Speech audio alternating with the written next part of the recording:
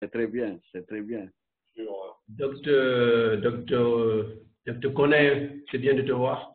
Ouais. Ah oui, bien sûr, c'est pareil. Hein. Reverend Sou, bienvenue. Je n'entends pas votre micro, je crois, est off, mais je sais que vous remettez le salut. Oh, oui. Je ne connais pas, mais bon, je vous rends le salut. Ben.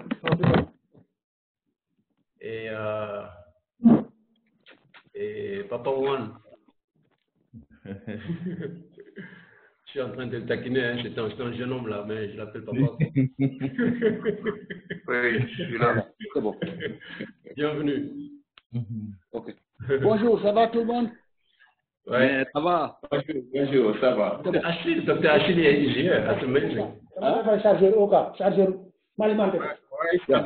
Ah, ok. Jacques Mario est là. Amazing. Okay. That's exciting. Mais je ne suis pas la MC, hein. Je profite des petits moments avant que Dr. Sen ne prenne la consolette. D'accord. Bonjour. Oui, bonjour. Mais Ousmane. Oui. On est sur place. Est-ce que tu vois ma tignasse? Je vois bien. Mais, ouais, mais moi, je n'ose pas aller chez le coiffeur. Moi, je suis allé, je crois, juste avant la Korité quand même, ou après. Après la Korité.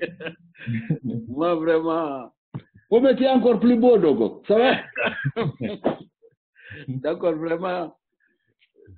Tout le monde me dit, bon, il faut aller chez le coiffeur. Je dis non. Avec Corona, je vais faire la tignasse. Oui, Corona est insolent.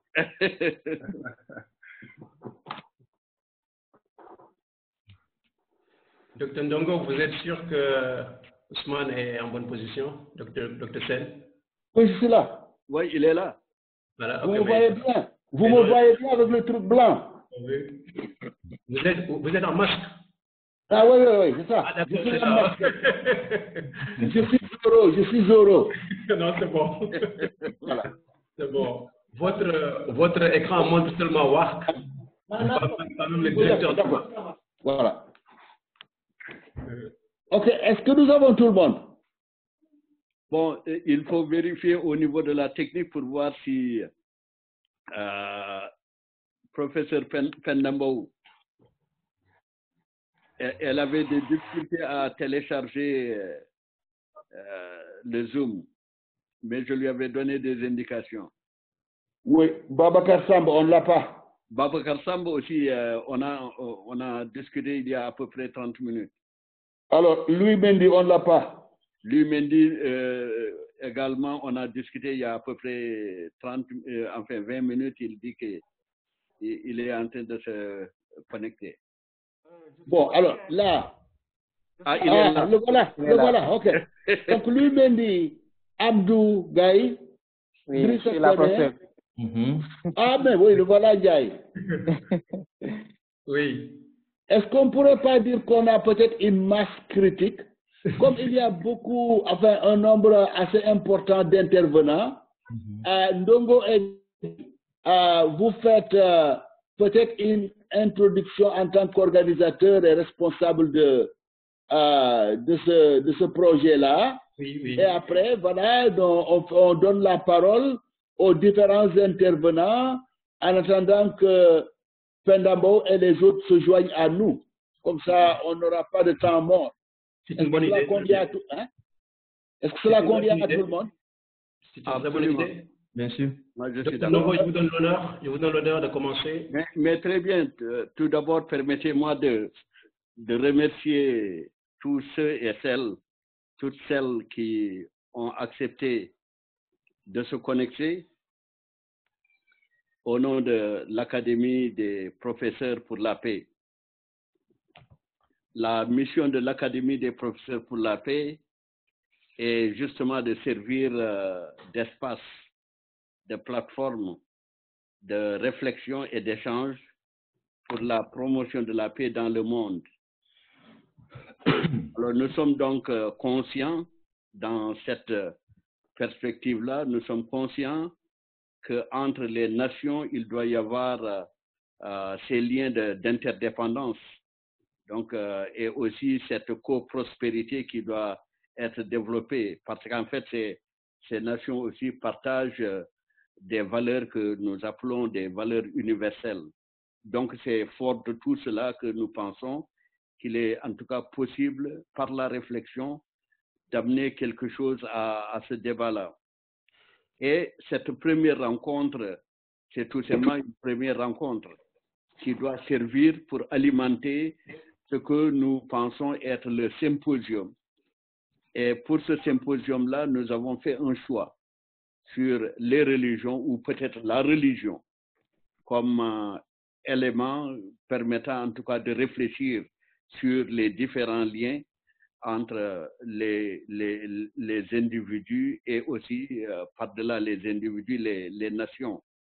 Alors c'est cela qui fait que nous avons cherché une diversité qui nous permettra en tout cas de voir qu'est-ce que nous avons en commun et de réfléchir est-ce qu'il y a aussi des différences entre nous et cette réflexion-là en tout cas nous amènera certainement à mieux consolider en tout cas l'idée que nous avons de la paix dans le monde. Alors, ce symposium-là, il sera possible de l'organiser quand vraiment Corona nous permettra de le faire. Donc, c'est la situation sanitaire du monde actuel qui fait que nous ne pouvons pas l'organiser. Et nous avions pensé que c'était bien dans un espace comme celui-là, en tout cas d'amorcer une réflexion qui doit nourrir maintenant la grande réflexion qui se fera. Il y a des aspects que nous n'aurons pas à couvrir aujourd'hui, mais ces aspects-là, nous allons aussi de les intégrer dans le cadre d'un symposium qui sera organisé. Alors voilà quelques mots que je voulais partager avec vous, en vous remerciant encore une fois d'avoir, en tout cas, vous n'avez pas fait le déplacement, mais vous avez quand même fait l'effort de vous connecter pour que nous puissions parler ensemble. Et je crois que Corona nous offre, là c'est certainement le côté positif de Corona, nous pouvons en tout cas échanger, même si nous n'avons pas fait le déplacement physique. Merci. Merci Oumar. Merci de ces propos liminaires, mais merci aussi à tout le monde d'avoir bien voulu prendre part à ce dialogue-là.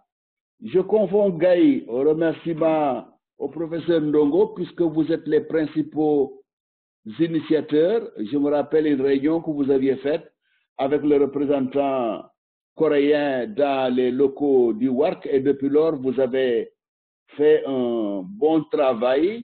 Je regrette que Corona n'ait pas pu permettre que la cérémonie que vous aviez prévue en Corée se déroule, mais disons que ce n'est que partie remise. Or, il se trouve que cette question autour de la religion comme vecteur de dialogue entre les hommes et entre les nations vient à point nommé. Au moment où Corona menace les vies, il y a aussi des balbutiements, ou en tout cas des manifestations politiques dans le monde qui aussi risquent de menacer des vies. Je ne crois pas que la coexistence pacifique, telle que prônée par quelqu'un comme Léopold Sédar Senghor, telle que prônée par Gandhi, telle que prônée par Martin Luther King, telle que même prônée par Madiba Nelson Mandela, soit tellement à l'ordre du jour, au moment où les nationalismes étriqués sont en train de plus en plus de faire des pas fermes dans le monde. Donc je crois que cette discussion-là vient à point nommé. Alors mon rôle à moi, c'est de modérer les débats, pas nécessairement de contribuer, peut-être plus tard. Alors donc je crois que je vais suivre la liste. Alors comme il n'y a pas de technicien qui puisse couper la parole et la remettre, ça veut dire que nous courons le risque que quand quelqu'un intervient, si ceux d'en face ne font pas attention, il risque de parler et le micro va transmettre. Donc il faudra qu'on soit discipliné et que lorsque la parole est donnée à quelqu'un, que les autres puissent écouter, mais sans pour autant parler. Puisque non, moi, je ne peux pas couper les micros, il n'y a pas de technicien. À Gaye Ndongo, si vous en avez avec votre monsieur-là, il pourra peut-être faire ce travail. Mais en attendant, je vais immédiatement passer la parole au premier intervenant. Ça devait être le professeur et non moins ministre Pendambo. Mais Pendambo n'étant pas présent, je vais tout de suite passer la parole à l'ambassadeur et professeur Babacar Samb. Je ne vois pas son visage non plus. Donc, de ce pas, je vais tout de suite au professeur Louis Mendy, qui va faire la première intervention. Les intervenants, vous me permettrez, ceux qui sont en retard, s'ils viennent, on va les reprendre. Lui, normalement, la parole est donnée pour à peu près 10 minutes. Vous aviez fortement protesté et gémi par rapport à 10 minutes, mais essayons quand même 10 minutes pour voir ce que ça va donner. Et après, on va essayer de donner la parole à d'autres, ou alors être clément si vous n'avez pas totalement terminé.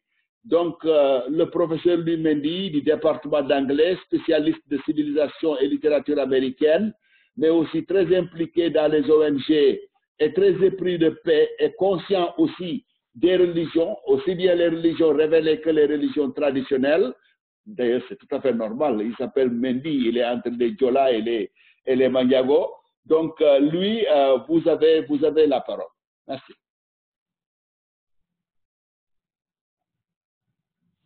Louis Mendy? On l'a perdu? Allô? Ah, pourtant, il était là. Ah, Il est là. OK. Oui, tout le monde m'entend maintenant? Oui, mais est-ce que vous pouvez augmenter le volume? C'est un peu loin. D'accord. Ou alors vous vous rapprochez de votre ordinateur.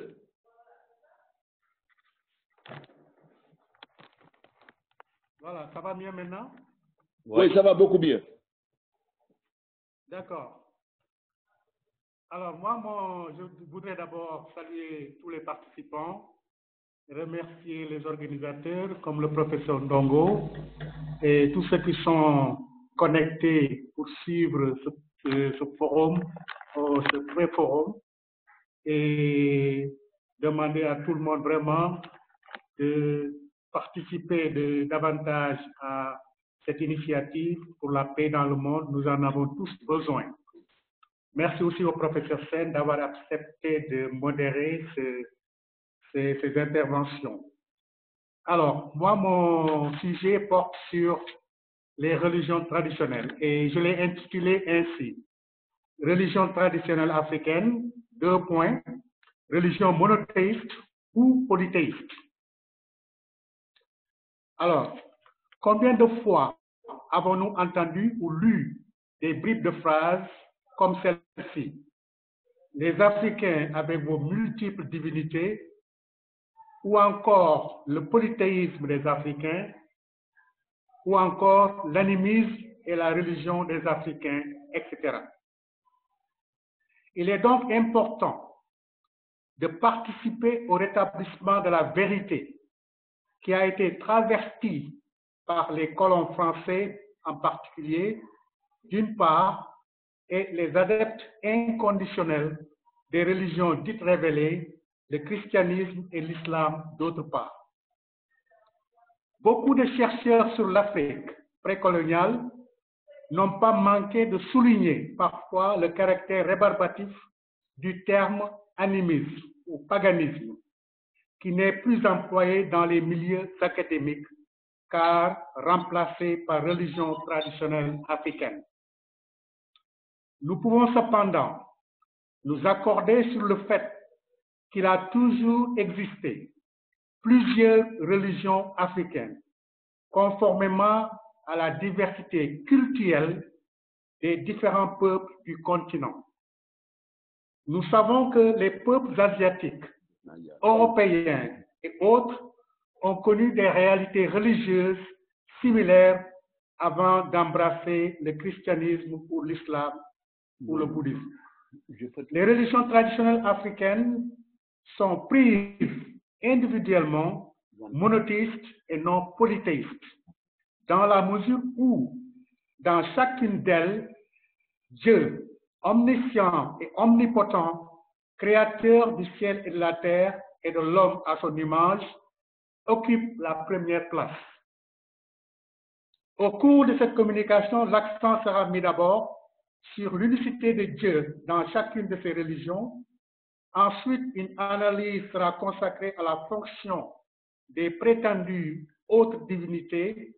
Et enfin, le rôle de la forêt en tant que sanctuaire ou lieu de culte attitré sera examiné. L'omniscience et l'omnipotence de Dieu dans les religions traditionnelles africaines. Tout ce qui existe a un nom, et ce qui n'existe pas n'est point nommé, a-t-on l'habitude de dire. Les Latins l'ont appelé Jupiter, dans la Rome antique, les Grecs Zeus. De nos jours, nous entendons des noms comme Jéhovah, Allah et autres. Dans la même veine, en Afrique, il a toujours existé une multitude de noms qui renvoient à Dieu le Tout-Puissant. Si chez les Wolofs, Dieu est Sunu Borom, il est Rob Sen chez les Sérères, Nassin Bati chez les Manjaku, Emitei chez les Diola, Mulungu en Swahili. Ces noms sont compris chez ces peuples comme étant au-dessus de tout nom qui pourrait être associé à une quelconque divinité. La croyance en un Dieu suprême ne date donc pas d'aujourd'hui, même si les missionnaires chrétiens ont travesti la réalité par méconnaissance des réalités africaines ou par simple hypocrisie. Selon René Tabar, dans la revue Recherche de sciences religieuses, je cite, « À croire que le christianisme qui s'est implanté dans cette partie de l'Afrique s'est trouvé en terre vierge de religion. Sans doute, les missionnaires y auraient trouvé des traces de pratiques pseudo-religieuses primitives, mais rien qui permette de considérer que les indigènes avaient une religion comme en Europe, en Asie ou aux Amériques. Et il est vrai que tout historien peut constater que durant très longtemps, personne ne parlait de religion africaine. On utilisait jusqu'alors le terme d'animisme. Les Noirs n'étaient pas matérialistes parce qu'ils croyaient que tous les êtres, animés ou inanimés, avaient une âme. Quelle hérésie que de penser, comme les missionnaires, à des traces de pratiques pseudo-religieuses primitives en Afrique, alors que les indigènes européens ou asiatiques avaient, eux, une religion bien avant d'embrasser l'une des révélées. L'histoire nous a appris que tous les peuples primitifs avaient des modes de vie plus ou moins semblables, donc des religions basées sur leur propre vision du monde et de Dieu, en tant qu'être omnipotent et omniscient. Selon Abbé Jean-Joseph Pané, dans sa conférence du 2 avril 2005, je cite, « Ce qu'on peut dire, c'est que les adeptes des religions traditionnelles conçoivent l'entité être suprême comme devant occuper le sommet de la pyramide, des êtres forces d'où elle préside, malgré tout l'ordre du monde. Les religions africaines traditionnelles reposent sur un théisme syncrétiquement conçu, mais le polythéisme liturgique fait souvent oublier son monothéisme ontologique. C'est ce qui explique l'importance des divinités secondaires plus ou moins immanentes et la pluralité des génies locaux créés par Dieu pour servir d'intermédiaire entre lui et les hommes et qui finissent dans l'imaginaire populaire par se substituer à Dieu lui-même. » Fin de citation. Il est donc évident que le polythéisme liturgique dont parle Abbé Jean-Joseph est souvent mal compris au détriment du monothéisme ontologique des religions traditionnelles. Et ces prétendues divinités secondaires sont très souvent et à tort mises dans la même catégorie que le Tout-Puissant. il est important de comprendre qu'elles ont toujours joué un rôle d'intermédiaire entre les individus et Dieu. La fonction des prétendues hautes divinités, comme dans les religions révélées, le christianisme et l'islam, des hommes et des femmes servent de guide pour aider les fidèles à bien comprendre Dieu et suivre ses recommandations. Dans les religions traditionnelles africaines, le rôle que jouent ces leaders religieux est du ressort de ces prétendues divinités. Les libations et sacrifices que font les Africains ne seraient pas donc destinés à ces prétendues divinités, mais au Dieu unique. Nous devons comprendre que ces dernières ne servent que d'intermédiaires entre les peuples africains et le Tout-Puissant. Elles joueraient donc un rôle semblable à celui des prêtres, pasteurs, évêques et archevêques dans la religion chrétienne, ou encore celui des marabouts, imams ou même khalifes dans une certaine mesure dans la religion musulmane. En effet, ces prétendues divinités n'étaient en réalité que des êtres inanimés obéissant à une hiérarchie. Dans la religion traditionnelle Mandjakou, que nous connaissons mieux, l'intermédiaire suprême serait Passeni, toutes les autres prétendues divinités seraient sous ses ordres et Passeni serait le dernier maillon de la chaîne avant Nassim Bati, selon Marc Pio. Donc, selon Marc Pio, la religion des Grands Lacs au Kenya, Mulungu, omniprésent, est pertinemment invoquée pour une ultime et vague sauvegarde. Mais les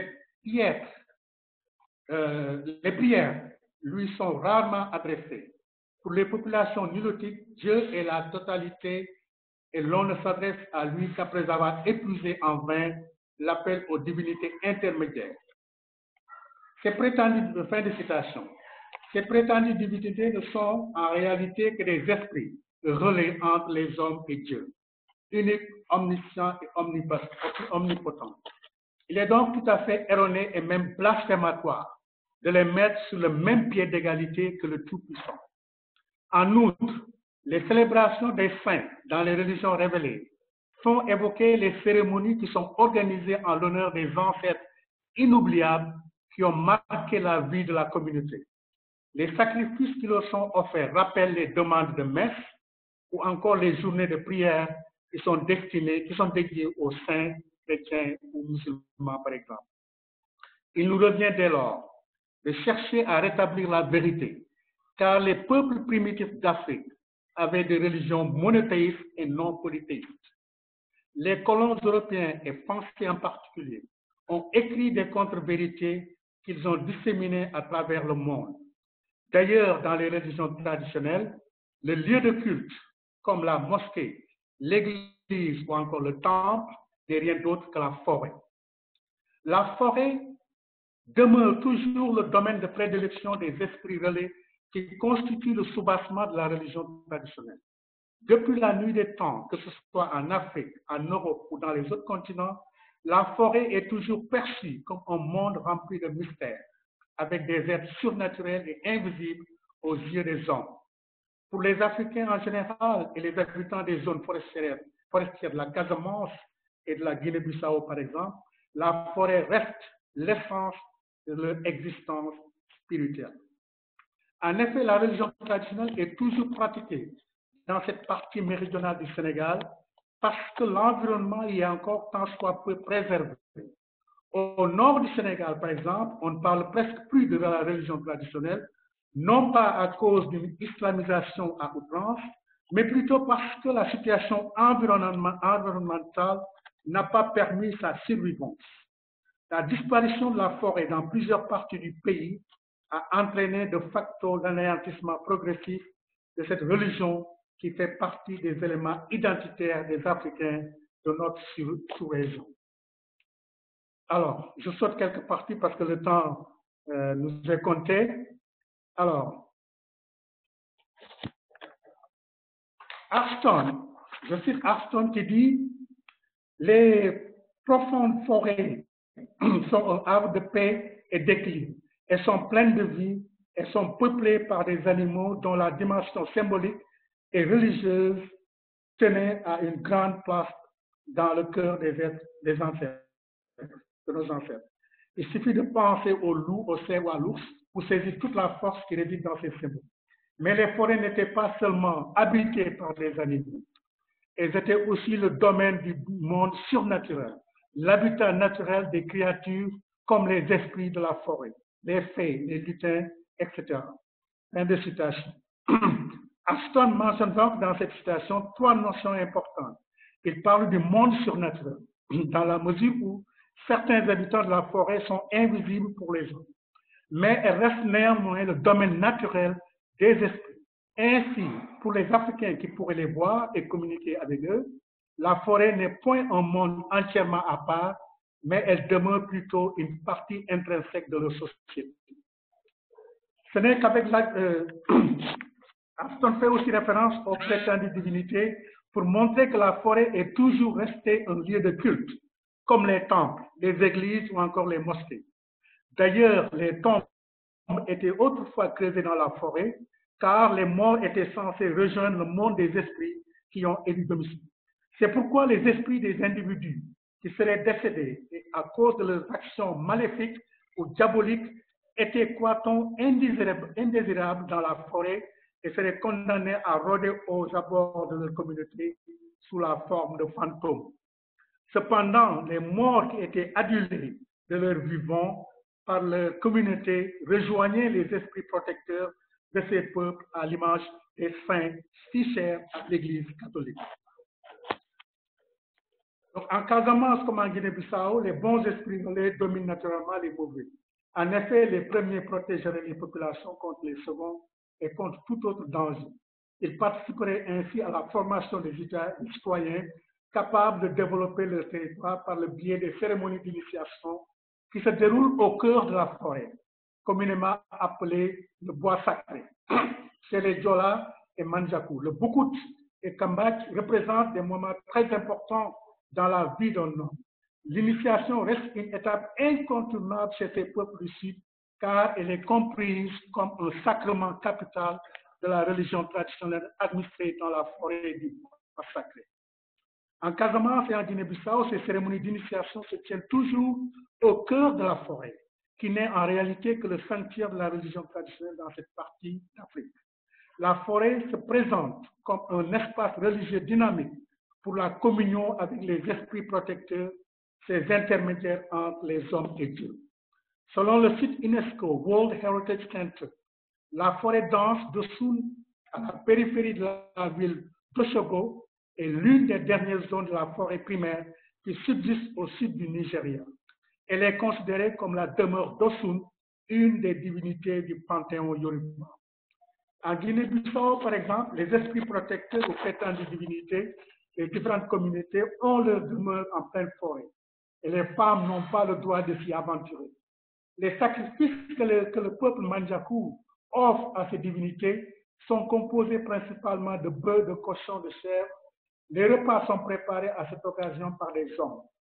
Seuls les initiés sont alors autorisés à partager ces mets préparés avec ces offrandes. On peut facilement imaginer ce que seraient devenus ces peuples sans la forêt qui, en dehors de sa fonction religieuse, est également une réserve alimentaire et médicinale. Les cosmogonies de plusieurs peuples africains reposent principalement sur l'existence de la forêt. Le peu de forêt qui reste de l'africanité de ces peuples en Casamance et en Guinée-Bissau est intimement lié au rôle que le peu d'africanité qui reste chez ces peuples de Casamance et de Guinée-Bissau est intimement lié au rôle que joue la forêt dans leur vie. Cette fonction s'apparente à celle de l'église, de la mosquée ou du temple dans une communauté d'humains. Alors, je saute une partie pour aller vers la conclusion. Les religions traditionnelles africaines ont toujours été faussement qualifiées de polythéistes, alors qu'elles ont toujours vénéré le Dieu unique, omniscient et omnipotent. Le nom de Dieu existe dans toutes ces religions et il est toujours placé au-dessus de tout autre nom. Il est inconcevable que les Africains pensent que leurs religions ancestrales sont polythéistes ou animistes. La confusion installée par les missionnaires doit être levée pour que tout le monde comprenne que les prétendues autres divinités ne sont que des esprits relais. Leur fonction est de servir d'intermédiaire entre les populations africaines et le Tout-Puissant. Leur rôle peut être apparenté à celui des guides religieux dans les religions révélées, comme l'islam et le christianisme. Aucun de ces intermédiaires n'est Dieu et ne doit pas être considéré comme tel. Préserver la religion, la forêt en Casamance et en Guinée-Bissau et dans d'autres parties de l'Afrique, par exemple, est l'une des plus grandes préoccupations de ces peuples, dont la vie en dépend en très grande partie. En effet, elle est non seulement leur principal lieu de dévotion, mais encore leur réserve alimentaire. Sans la forêt, les habitants de la Casamance et de la Guinée-Bissau profonde perdraient leur identité religieuse africaine. Même si certains sont christianisés ou islamisés, ces peuples de la forêt casamançaise et guinéenne restent néanmoins des pratiquants de la religion traditionnelle. Il leur est d'ailleurs très difficile, voire impossible, de ne pas honorer certains esprits protecteurs, faire des libations pour les ancêtres et organiser des cérémonies d'initiation. La forêt est un lieu de transition vers un autre état. Elle est pour l'homme un lieu stratégique, d'abord spirituel et indispensable ensuite pour la création de l'être humain et surtout pour compléter sa métamorphose. Merci beaucoup, professeur.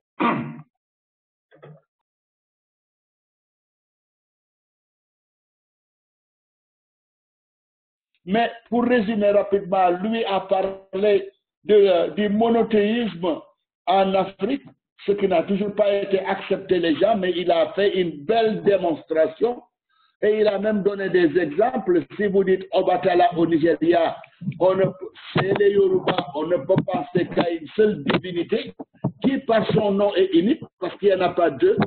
Si vous allez au Kenya, en particulier chez les Gikuyu, le dieu Murungu, c'est lui qui domine et trône sur le mont Kirinyaga, que l'on appelle le mont Kenya. Mais il y a une autre dimension de l'intervention de Louis Mendy qui est extrêmement importante, c'est la dimension, la qualité intégratrice du monde africain ou des sociétés africaines, étant entendu que la notion de wilderness, telle qu'on la connaît aux États-Unis, le territoire conquis et civilisé, le territoire des forêts, des Indiens et des ruisseaux, ce qu'on appelle le wilderness, il y a un antagonisme. Lui a montré que cet antagonisme-là n'existe pas, puisque les humains vont sacrifier à leur Dieu dans la forêt. C'est extrêmement important quand on tient derrière la tête la notion ou l'idée que nous allons aborder ces religions pour voir dans quelle mesure ces religions sont propices à l'installation de la paix, de l'unité et de l'harmonie. Donc on reviendra peut-être sur ça, mais à nouveau les intervenants qu'on s'en tienne peut-être à 10 minutes. Alors si je reviens aux autres intervenants, normalement c'est le professeur Pendambao ou le professeur Ababakar Sambo qui devait suivre. L'un d'entre eux est présent. Est-ce qu'on peut lui donner la parole? J'ai vu le nom de Sambo tout à l'heure. Il est là, Babakar? Il n'est pas là. Il n'est pas là. Je suis là, oui. Tu as la parole pour 10 minutes. Pour 10 minutes. Oui, mais là, ce serait insuffisant. Vraiment 10 minutes. D'accord, il n'y a pas de problème. Moi, je m'envoie. Mais je vois les autres. Vas-y. Ouais. Il dit, je ne vois pas en vidéo, mais je vois les autres. Ah, ça y est. Comment? Donne le titre de ta communication et commence là. D'accord, merci. Alors, on va essayer de résumer un peu, parce que moi, je devais parler donc de l'islam, christianisme et judaïsme. Bien entendu, je vais ramasser un peu pour garder le temps. Toutes les trois religions, bien entendu, ont une histoire en Orient. Et vous savez bien, c'est presque dans la même région entre donc l'Arabie donc la Palestine et l'Égypte.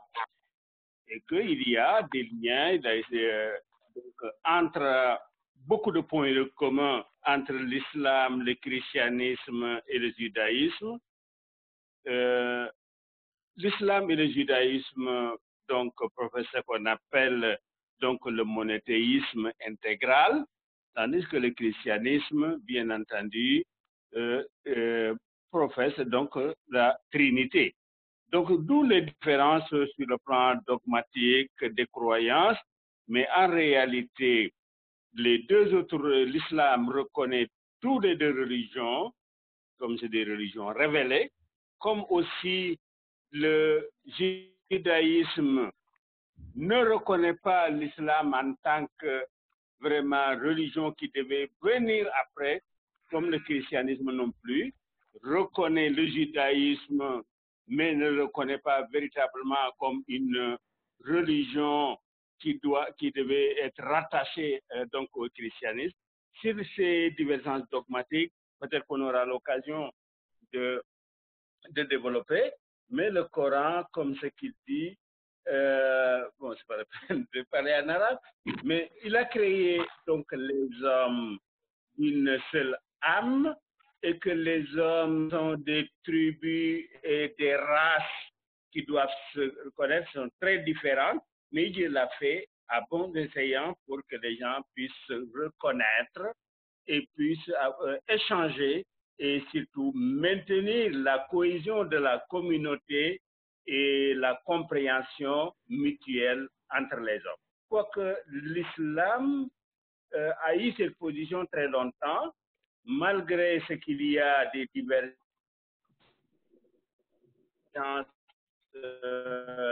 très nettes qu'on connaît dans le Moyen-Âge, mais le christianisme a beaucoup évolué depuis le Vatican II, donc ce qu'on appelle Nostra Aetate, qui a été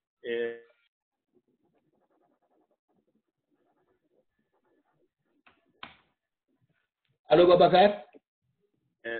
La déclaration depuis extraordinaire. Et il y a beaucoup de conférences qui ont été organisées aussi bien au Caire, au Maroc, à Damas, à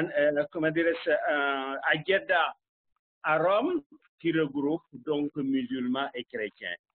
Mais très récemment, depuis même pendant le Covid, dans le Ramadan, le pape actuel a appelé justement une communion entre toutes les religions. Donc, c'est des signes, pas seulement des accords sur la parole, mais c'est des accords véritablement entre l'islam surtout et le christianisme qui sont devenus, comment dirais-je, des pratiques acceptées par tout le monde, ce qu'on appelle le dialogue islamo-chrétien.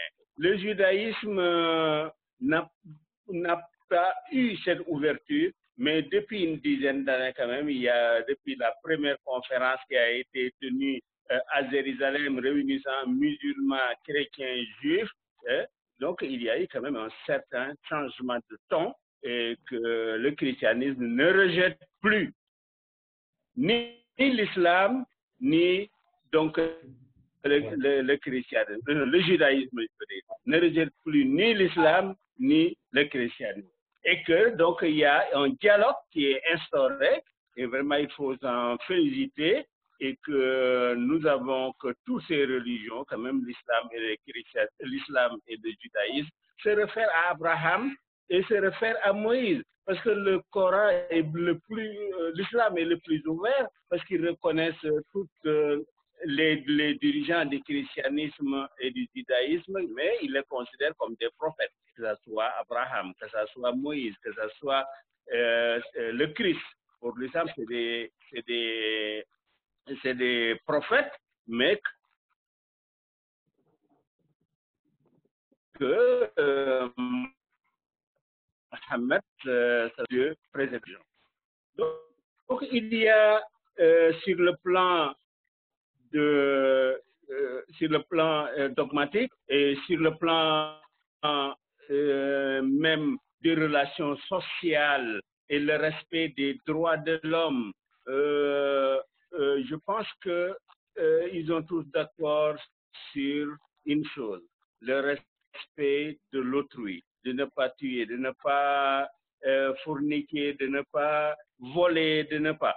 Voilà, ça je crois que c'est ce qu'on appelle les 10 commandements qui est plus détaillé, on n'a pas le temps d'y entrer, mais je veux dire tout simplement, depuis que le Vatican II de 1965 a été organisé, il y a vraiment une tentative de l'humanisation, donc des relations entre l'islam, christianisme et judaïsme. Il y a surtout la recherche de justice sociale, de l'équité, de liberté, mais dans le cadre normé de la religion dictée par donc la diversité donc des croyances des uns et des autres. Bon, la déclaration de l'Église sur les libertés énonce que l'Église ne rejette rien de ce qui est saint dans l'islam et dans le judaïsme. Et même, il ajoute le bouddhisme. Mais l'Église exhorte à s'attacher à toutes les valeurs spirituelles, morales, socio-culturelles que professent toutes les religions. Ça, c'est vraiment très important. Si nous regardons les références du Coran, c'est-à-dire au judaïsme, à Abraham, au Christ, au christianisme, c'est des références vraiment historiques, mais c'est des références aussi pour consolider la croyance des musulmans, de leur montrer qu'il y a d'autres prophètes qui ont précédé Mohammed, mais ce sont aussi des envoyés de Dieu, et ce qu'ils ont reçu, ils ont reçu de la même voie que le prophète par l'intermédiaire de Gabriel. Donc, c'est pourquoi l'islam reconnaît véritablement cette validité des deux religions, comme je l'ai dit, et professe aussi, on les appelle Ahlul Kitab, c'est-à-dire les gens du livre. Hein? Donc, c'est professe une cohabitation harmonieuse entre les religions révélées pour la compréhension mutuelle des croyances et le respect des libertés donc, sociales et des libertés individuelles. Mais surtout là où il y a une différence, c'est sur la croyance. Parce que la croyance, bien entendu, pour l'islam, pour le musulman, il ne peut pas changer de religion, aller dans une autre, mais que les juifs non plus ne peuvent pas accepter de changer de religion, mais les chrétiens l'acceptent. Mais il y a aussi d'autres problèmes qui sont des problèmes, bien entendu, de controverse sur le mariage entre le musulman peut épouser une chrétienne et une juive, mais ne permet pas à une chrétienne, à un chrétien ou un juif d'épouser une musulmane s'il n'a pas embrassé la religion musulmane. Donc, ces trois religions sont réunies donc, par un patrimoine commun qui découle donc des saintes écritures révélées par Dieu. Et que, à cet effet, les rencontres dont j'ai parlé tout à l'heure ont essayé véritablement de se cristalliser sur les points communs entre musulmans et chrétiens et juifs pour véritablement ouvrir une voie nouvelle, dépasser l'antagonisme, dépasser les conflits pour une compréhension mutuelle entre l'islam et le judaïsme et donc le christianisme. Merci Ousmane, monsieur le modérateur. Laissez-moi résumer ce que Babacar a dit très rapidement. Babacar, il y a des points qui sont très importants chez toi. Tu as insisté sur l'unicité de Dieu, mais l'importance de la diversité et de la différence telle qu'il les a voulu. Ça, c'est extrêmement important. Alors que lui est unique, il y a le kenn la Allah Wahidoun, l'unicité de Dieu. Il n'a pas voulu que l'unicité soit ce qui importe dans le monde. Il a voulu la pluralité. C'est extrêmement important comme point. Tu as aussi évoqué un autre point important pour la vie de la religion chrétienne et du catholicisme, le Concile du Vatican II, qui a beaucoup changé. Et tu as parlé de quelque chose qui est spécifique de cette région-là et de ce pays, le Sénégal, c'est-à-dire le dialogue islamo-chrétien. Mais pour ne pas être long, je vais tout simplement soulever une interrogation par rapport à ton développement qui était très apprécié. C'est les évolutions politiques actuelles par rapport à la capitale politique d'Israël. Parce que Jérusalem, beaucoup d'entre nous, nous y sommes allés. Vous allez du mur des lamentations à l'église chrétienne, et de là-bas, vous allez vers la mosquée et vous avez un sanctuaire où Mohamed est passé. Alors, le fait de déplacer la capitale vers Jérusalem, la capitale d'Israël, qu'est-ce que ça fera par rapport à ces velléités par région de vouloir s'entendre? Ce sera l'objet de questions pendant les discussions. On va passer au prochain intervenant. Oumar, si le ministre Tandabo est en place, on voudrait lui donner la parole pour 10 minutes. Si le ministre Tandabo n'est pas en place, on voudrait donner la parole à M. Abdoulaye Wan ou au docteur Driss Koné que j'ai vu sur mon écran au début là. Qui c'est qui est disponible? Wan? On va expliquer que le docteur Koné va parler et puis on se partage. Je vais faire 7 minutes, je vais faire 3. Donc, docteur Koné, s'il vous plaît. Allez-y. D'accord, merci. Je voulais... Autre chose. Si on me coupe la parole et je fais signe de la main, ça veut dire que c'est terminé, vous arrêtez et puis on commence les discussions. C'est bon? D'accord, ça marche. Ok. Donc, je voudrais d'abord dire merci de m'associer à cette discussion, ce dialogue, qui est très intéressant d'ailleurs, et je dis merci aux organisateurs.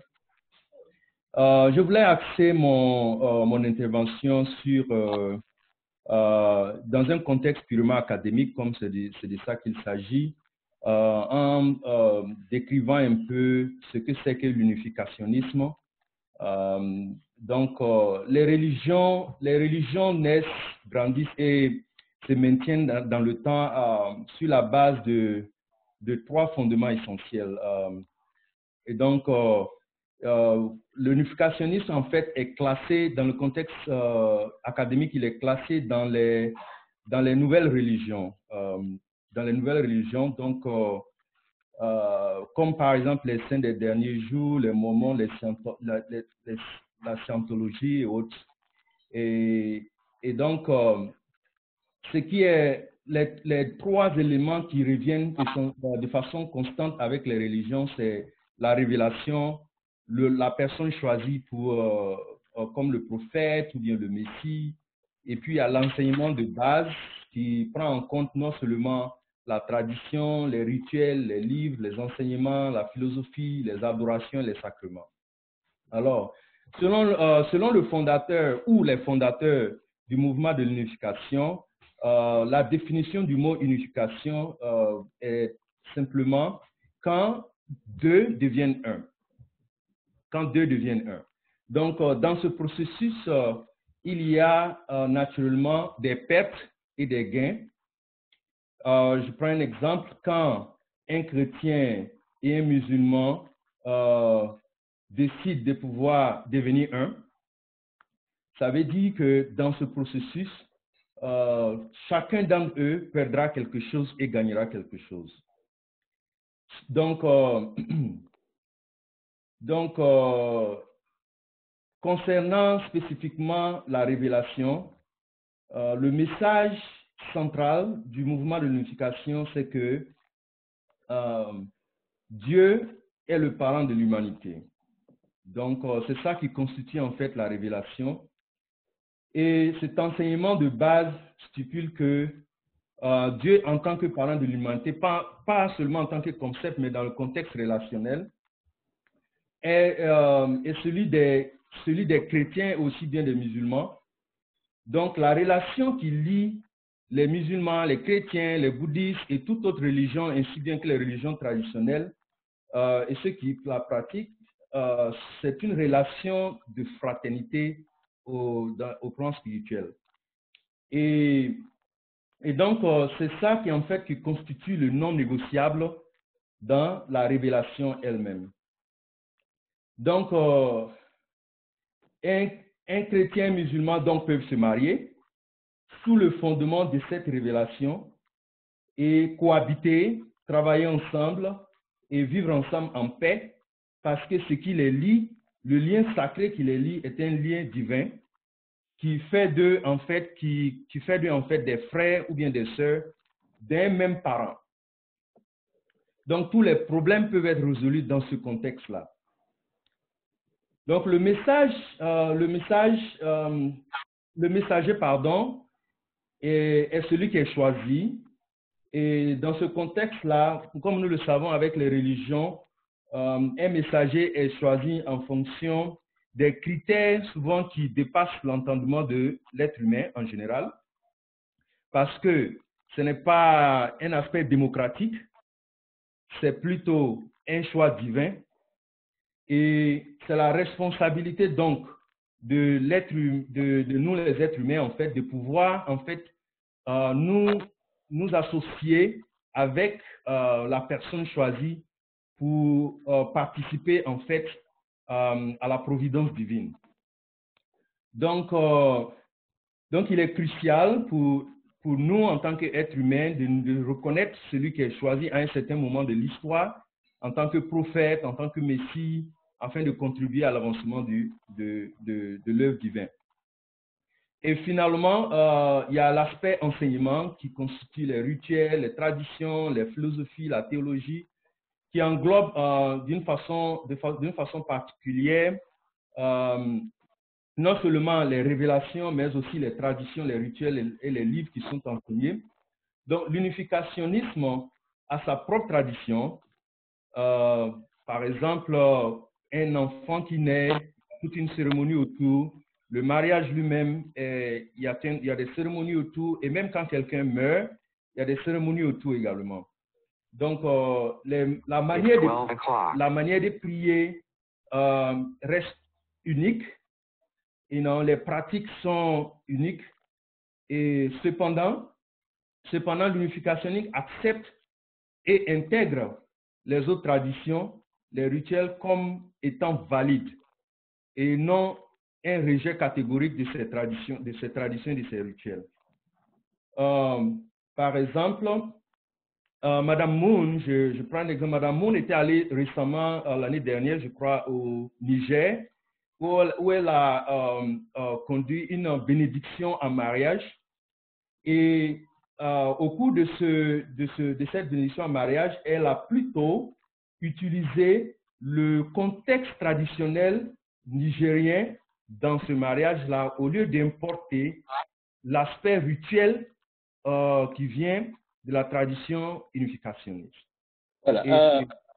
Je crois que les 5 minutes pour l'autre, c'est le moment, s'il vous plaît. D'accord. Ok, il n'y a pas de problème, je peux continuer là. 7 minutes. Ok, d'accord. J'ai 6 minutes 30 ici. 30 secondes. Non, mais j'arrête quand même. Bon, ok, il vous reste 30 secondes.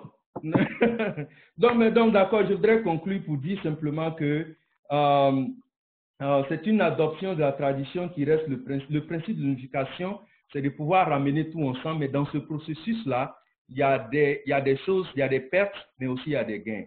Voilà donc la conclusion. Merci beaucoup. Merci beaucoup. Merci beaucoup. Alors, on va passer la parole. Après, puisque vous partagez le même thème, on vous laisse tous parler. Après, on va rapidement conclure. Donc, l'initiative est belle. Si on arrivait à gérer le temps, ça, c'est un exemple, une expérience qu'il faudrait qu'on répète fréquemment. Mais il faut absolument qu'on gère le temps. Le prochain, c'est-à-dire One, vous avez exactement 5 minutes. Allez-y. Okay. Merci beaucoup, professeur Sen, et aussi professeur Samb, professeur aussi Ndongo qui est là, Mendy. Donc, moi, je voulais partager mon écran avec vous, si vous me permettez.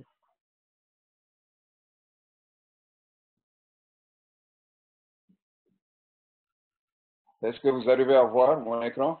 Oui, oui. Donc, c'est bon, ça c'est sur la philosophie des fondateurs. Ça rejoint un peu ce que Dr. Koné vient de dire. Bon, c'est juste pour ajouter quelques éléments. Bon, ça c'est des paroles du fondateur. Il dit le principe de vie pour les autres a été valable à tous les âges et dans toutes les nations. Un mode de vie égocentrique engendra le mal, tandis qu'un mode de vie altruiste engendra le bien, la prospérité. Bon, ça se retrouve dans toutes les religions révélées. Bon, je n'exclus pas aussi les religions traditionnelles. Moi-même, j'ai fait des études aux États-Unis sur les religions traditionnelles. Mon professeur est un Ghanéen. Donc, c'est quelque chose, il y a beaucoup de valeurs à intégrer dans ce domaine.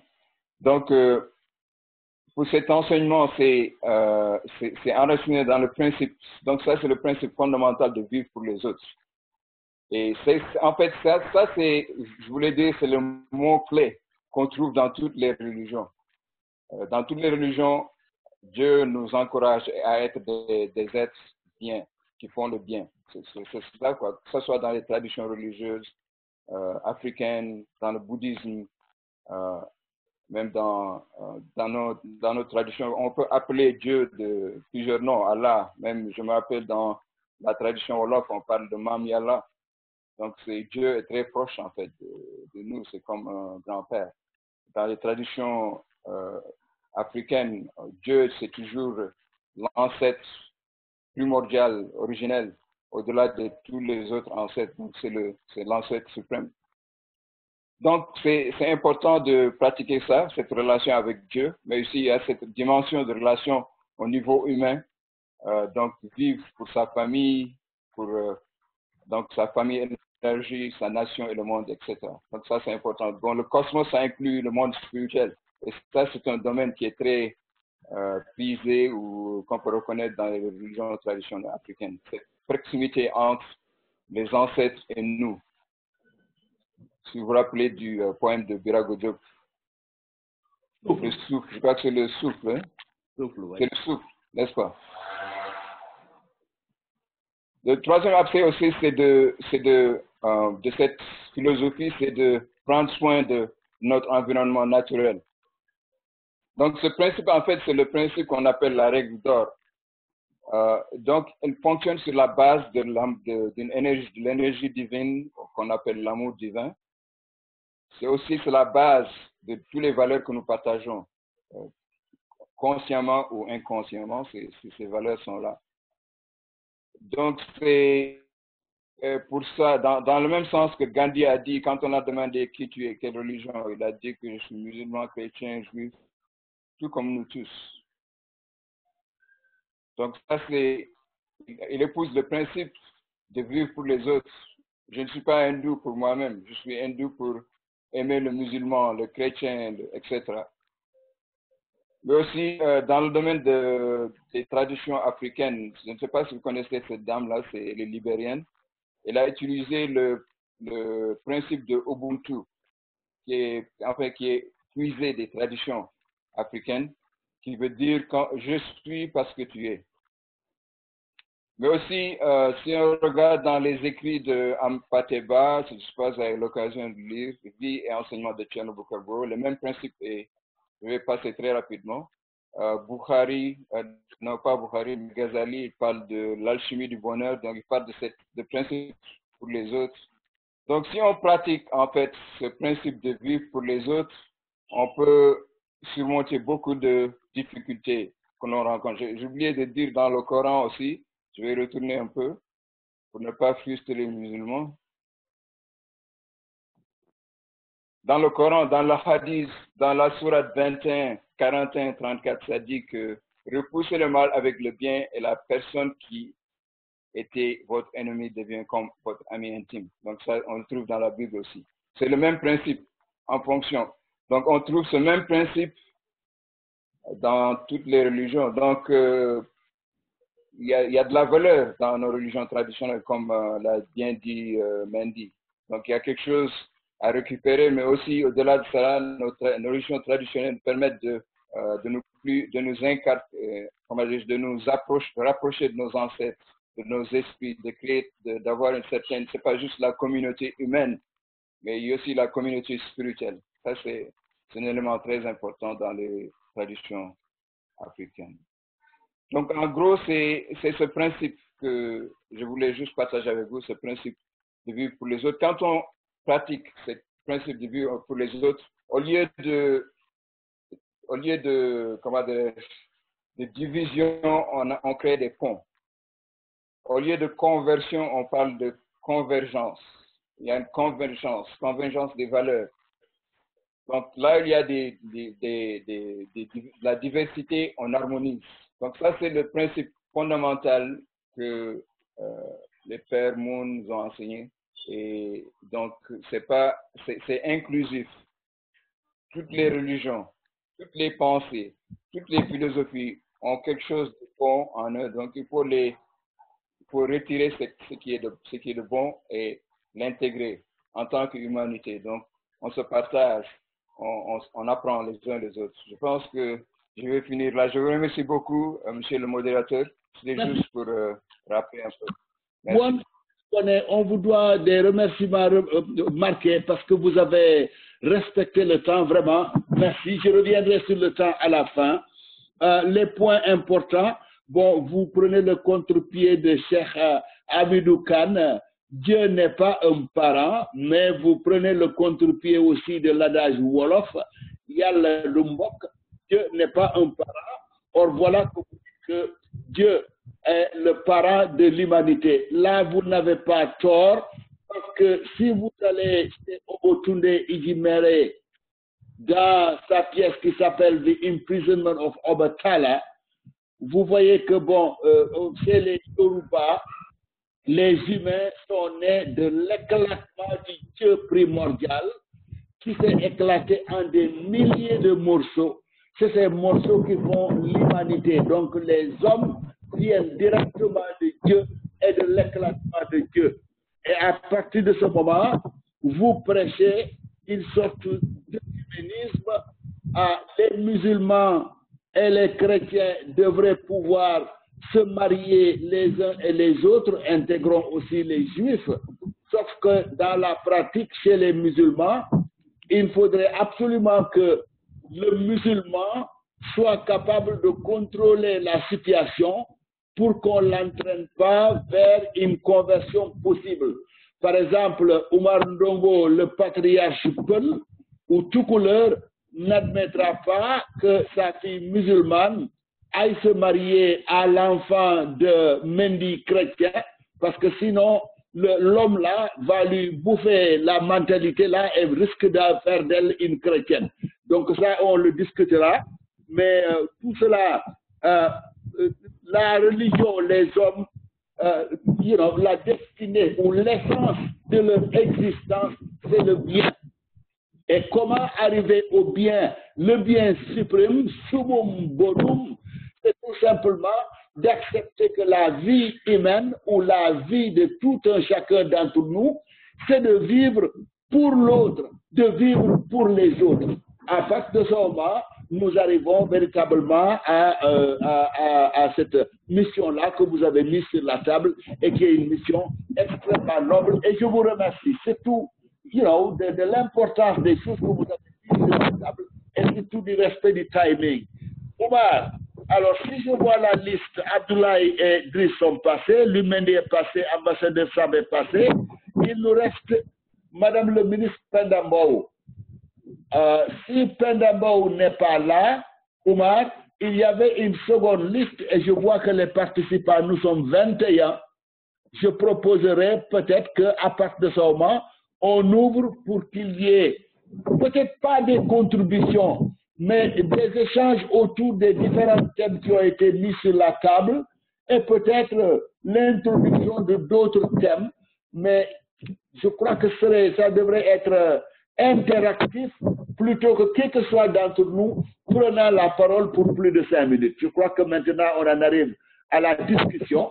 Oumar et Gaï, si vous êtes d'accord, vous les organisateurs, qu'est-ce que vous pensez?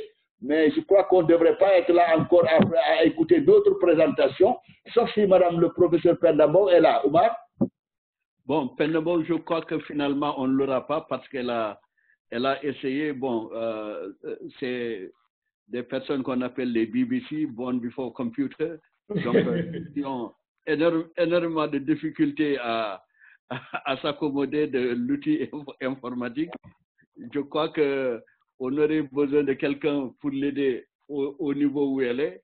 Bon, mais comme on n'a pas pris les devants, peut-être qu'on l'a perdu. Mais ce qui est évident, c'est qu'on l'aura toujours, parce que tout cela, c'est pour préparer le symposium, et je crois que ce qui est déjà mis sur la table est très, très riche. Et à partir de là, je crois qu'on peut commencer. Je crois que votre deuxième formule, c'est-à-dire qu'il y ait des intervenants qui ont quelque chose à ajouter, avant maintenant qu'on ne puisse donner la parole à notre ami Abdoul Gaï pour tout ramasser avant de vous donner la parole aussi pour conclure. Donc on ouvre, we open the floor, on ouvre et les débats, nous en aurons pour à peu près une trentaine de minutes. Et après, il y aura peut-être les mots de conclusion très brièvement de ma part. Et, cher Dr. Gaï, vous allez nous faire le plaisir de pouvoir ramasser tout ça dans une conclusion, évidemment aussi brève que possible. Donc, si vous voulez, le micro est ouvert. Est-ce que j'avais vu déjà des visages? Il y a Ndiaye qui était apparu. Il y a d'autres personnes là. Est-ce qu'il y avait quelqu'un aussi avec un costume très joli et une belle cravate? Voilà. Qui c'est qui voudrait prendre la parole là? Ndiaye? Oui, bonjour. Vous m'entendez? Oui. Vous avez entendu tout ce qu'on a dit par rapport aux interventions? Vous avez la parole. Oui, bonjour. D'abord, je tiens à saluer tout le monde, mes chers professeurs, mes chers mentors, professeur Omar Ndongo, professeur Sen, professeur Mendy. Et je salue également toute l'assistance. Et je félicite également les initiateurs. Cette initiative qui est magnifique. Donc, j'ai tout entendu et moi, par rapport au symposium, j'ai un sujet sur lequel je travaille actuellement, par rapport à un cher Soufi, nommé Cheikh Sadbou, par rapport au rôle qu'il a eu à jouer, justement par rapport à tout ce qui a été dit, pour la promotion de la non-violence et de l'intégration sous-régionale. Et je voulais baser mon argumentaire par rapport à ça, sur 2 points. Une lettre qu'il a rédigée, qu'il a adressée à son frère Cheikh Maleni, pour le mettre en garde contre le djihad armé, en basant son argumentaire sur le Coran et sur beaucoup d'exemples de saints hommes qui, à un certain moment, ont voulu prendre les armes. Et dans cette lettre-là, il lui a expliqué pourquoi il ne fallait pas prendre les armes. Et qu'après la mort du prophète Mohammed, sallallahu alayhi wa sallam, le plus important pour le musulman, c'était ce qu'on appelle djihad nafs, le fait de pouvoir maîtriser, disons, ses penchants. Comme on l'a dit tout à l'heure, on a parlé des 10 commandements par rapport au judaïsme. Donc, on a parlé de toutes ces valeurs-là que les différentes religions ont en commun.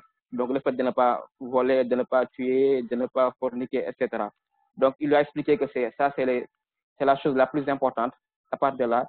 Et qu'il y a quelque chose qu'il a répété plusieurs fois dans la lettre en disant « Celui qui prend les armes s'éloigne de la vertu. Celui qui prend les armes s'éloigne de la vertu. » Donc, en prenant les armes, on prend le risque de déclencher le chaos. Et par rapport à ce chaos-là, n'importe qui peut en payer le prix. Donc, ça, c'est la première chose, comme l'argumentaire. Mais également, il avait fait en sorte que il était d'origine arabe. Il était conscient qu'il y avait ce penchant que les Arabes ont à se penser supérieur aux Noirs. Donc, il avait dit que sa famille, son sang allait être mêlé au sang des peuples noirs. C'est pour cela qu'au niveau du Sénégal, de la Gambie, de la Guinée, du Mali, il y a beaucoup de chefs qui les représentent dans ces localités-là. Donc, le tout, il voulait promouvoir, il voulait répandre l'islam, mais le tout dans la non-violence. On s'est également rendu compte qu'à l'époque, il avait servi de pont entre l'administration coloniale qui était là et les peuples, pour jouer le rôle de médiateur. Donc, je rejoins ce que vous avez dit, ce que les autres ont dit ici. Donc, le tout doit se faire dans la paix, dans la non-violence. On peut propager sa religion dans la non-violence. Et on peut également suivre les prescriptions de sa religion, mais en respectant également les religions des autres. C'est extrêmement important. Donc, c'est ce que j'avais à rajouter. Je présenterai mon papier le jour du symposium. Et donc, encore une fois, je tiens à féliciter les uns et les autres pour cette initiative qui est magnifique. Et voilà, tout ce qui a été dit est à saluer. Merci beaucoup. Merci beaucoup, Ndiaye. Vous parlez d'une lettre que je connais très bien, puisque pour faire la traduction en anglais, ça a été dur, mais c'était absolument fantastique de traduire ça. Donc, je te donne un exemplaire. Ndiaye, je dirais, cher mon ami, le cher Dalar, vous pouvez avoir encore d'autres exemplaires à envoyer à tous les membres de ce panel-là. Je crois que celui qui prend les armes s'éloigne de la vertu. En voilà un exemplaire. Il faudrait que les autres puissent en disposer. Et donc,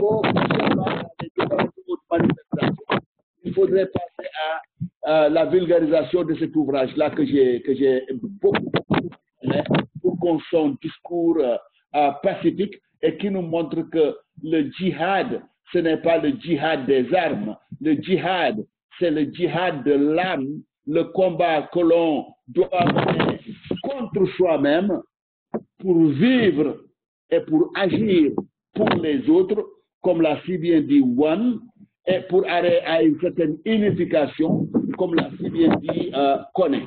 Merci beaucoup, Ndiaye, de cette contribution. Il devrait bien y avoir d'autres contributions. Est-ce qu'il y a d'autres personnes parmi les 20 qui sont actuellement présents qui voudraient prendre la parole? Le débat est ouvert. Guy, vous pouvez intervenir dans les Abdou, vous pouvez intervenir dans le débat aussi, même si vous avez la conclusion à la fin. Si vous estimez que vous avez des idées à partager, mais à nouveau dans 2 minutes maximum, vous pouvez intervenir. Même les panélistes peuvent revenir pour un temps court pour dire un ou deux mots s'ils le souhaitent. Je ne vois pas tout le monde. Merci, professeur Sen, vous avez fait du bon travail. Ce n'est pas très facile de gérer le temps, hein, vous avez parfaitement réussi cela. Donc, à tout le monde, je vous salue, je vous remercie d'avoir rendu possible ce pré-symposium. Je crois que c'est déjà un succès à mon avis, hein, d'avoir en très peu de temps réuni des professionnels dans ce domaine, le domaine religieux, et la diversité surtout dans les présentations. Il serait vraiment, je crois que ce sera tentant vraiment de remettre, comme d'ailleurs le professeur Sen l'a dit, je crois qu'il faut donner l'occasion à ceux qui ont manqué pour une raison ou une autre, comme professeur Penembao, de pouvoir revenir et de nous permettre donc d'élargir ce débat. Je crois que le point central que moi je tire très rapidement, c'est le fait que, je crois que le professeur Mendy qui a commencé avec la religion africaine, et je crois que c'était bien choisi, hein, de nous rappeler que nous avons quelque chose de précieux, de valeureux, qui doit être aujourd'hui remis dans sa place dans le monde, dans cette marche vers l'édifice d'un monument, comment on peut appeler ça, universel, n'est-ce pas? La religion, elle est dans chaque culture, et la culture africaine, je crois qu'on peut se référer à ça comme celle qui a la religion d'origine. On parle de l'Afrique comme le cradle of civilization. Donc, il va sans dire que laisser, oublier, ignorer cette religion de base, je crois que c'est une erreur. Et les Africains sont les seuls à pouvoir remettre de l'ordre dans ce truc. Donc, pour relier ça avec cette notion d'universalité que One et de Kone ont mis en surface, que quand bien même on peut être religieux, comme c'est ces nouvelles religions, cette tendance de unificationisme, de dire qu'en fait, on n'est pas seulement musulman, on est chrétien, on est juif, et on est traditionnaliste. Et je pense que si on peut le vivre, il n'y a pas de raison que la paix ne revienne dans ce monde. La question c'est, est-ce qu'on peut le dire avec certitude, avec conviction, comme Gandhi l'a dit? Je pense que c'est cette piste-là que Robin Moon a apportée dans la vision de l'unificationnisme, et j'espère que dans d'autres débats, on pourra ramener ça en surface. Et professeur Sen, merci d'avoir proposé ce fascicule de Ndiaye. Je pense que ça va être un article qui peut même être un centre de conversation, de débat la prochaine fois. Merci. Merci beaucoup. Y a-t-il d'autres intervenants? Oui, je voudrais parler un peu du sujet de l'ambassadeur. Oui, allez-y. Oui, c'est ça. De l'unicité de Dieu. Je pense que M. Samb, son Excellence, a soulevé une question très importante sur cette possibilité de cohabitation de toutes les religions, parce que Dieu est unique et que tout le monde devait se retrouver autour de cette unicité de Dieu. Ça, je l'ai compris davantage parce que j'ai eu la chance d'effectuer le pèlerinage en Terre Sainte. Et quand je suis allé à Jérusalem, tout ça, et puis j'ai vu comment les religions se côtoient là-bas, j'ai vite compris que la base de toutes les religions, c'est de s'entendre et de vivre ensemble. Par exemple, le chemin de la croix se fait dans le quartier musulman de Jérusalem. Et quand les chrétiens y vont pour faire le chemin de la croix, vous voyez les musulmans, les commerçants qui sont là, qui leur ouvrent les portes, qui leur parlent, qui leur disent bonjour, assalamu alaikum et tout ça. Et ça, c'est super. Ensuite, l'église de la Nativité se trouve à Bethléem, un quartier, pays musulman. Et si on regarde la configuration de Jérusalem avec la mosquée Al-Aqsa, qui n'est pas loin du mur des Lamentations, on voit que toutes les trois religions dites révélées, les grandes religions, le judaïsme, l'islam et le christianisme, se retrouvent sur un même territoire, dans Jérusalem, ce qui montre que donc cette ville peut symboliser même l'unicité de Dieu. Et je me disais un jour, s'il y avait un jour, une semaine, où tous les pratiquants de ces trois religions se mettaient ensemble pendant une journée ou 2 jours pour prier Dieu, je pense que le monde s'en porterait beaucoup mieux. Donc c'est ça que je voulais ajouter à la communication de l'ambassadeur. Merci Louis. Merci Louis. Je voudrais rendre ce que tu viens donc sur la parole, c'est un petit commentaire. Je voudrais renforcer ce que tu as dit. Je suis allé moi-même à Jérusalem et mes amis israéliens m'ont amené voir cet endroit dont tu parles. Alors, ce que j'ai fait, ils n'ont pas pu comprendre au départ. Je me suis dirigé vers le mur des Lamentations. Ils m'ont dit, Ousmane, c'est pas là-bas. Je dis, qu'est-ce qu'il y a? Ils m'ont dit, non, la mosquée se trouve de l'autre côté. Je dis, ces gens-là qui sont en train de faire cet exercice-là devant le mur des Lamentations, ils croient en Dieu et j'interprète que c'est le même Dieu que moi. Donc, je vais d'abord me lamenter là-bas. Je vais voir Dieu où Jésus-Christ a plié sous la croix. Et en dernier point, je vais aller dans la grotte de Mohammed. C'est exactement ce que j'ai fait. Je me suis lamenté, j'ai mis un bout de papier avec mes vœux, j'ai mis ça dans une crevasse du mur. Je suis allé à l'église, j'ai vu là où Jésus-Christ est passé. J'ai acheté des chapelets pour mes collègues et mes agents chrétiens. Et finalement, je suis allé à la mosquée où j'ai prié. Et je crois que la représentation ou l'emplacement de ces trois lieux saints devrait pousser les hommes et les femmes à réfléchir que la différence est une complémentarité heureuse, la différence est une convivialité heureuse et ça a été voulu par Dieu. Et toute tentative d'exacerber les situations, c'est aller dans le sens qui n'est pas voulu par Dieu. Mais je ne vais pas être très loin. Je vois le tyran Oumar Ndongo qui voudrait prendre la parole. Voilà, Ousmane. Alors, on vient de m'envoyer un message qui dit il faut donner la parole à M. Emmanuel Djedjou. Je ne sais pas, je n'ai pas vu. Il a la parole, s'il est là. Emmanuel Djedjou, vous avez la parole si vous êtes en place. Emmanuel Djedjou. Allô? Allô? Djedjou? Oumar, est-ce que tu ne pourrais pas commenter 2 petites minutes le temps qu'il s'installe s'il est là? Bon, d'accord. Alors, moi j'avais 3 petites interpellations. D'abord, la première va à Oustas Babakar Samb. Ambassadeur. Alors, on dit que si Dieu avait voulu, il n'y aurait qu'un seul peuple, il n'y aurait qu'une seule race, il n'y aurait qu'une seule religion. Et pourtant, il a créé une pluralité. Est-ce qu'il peut nous donner l'intention qui est derrière cette pluralité-là?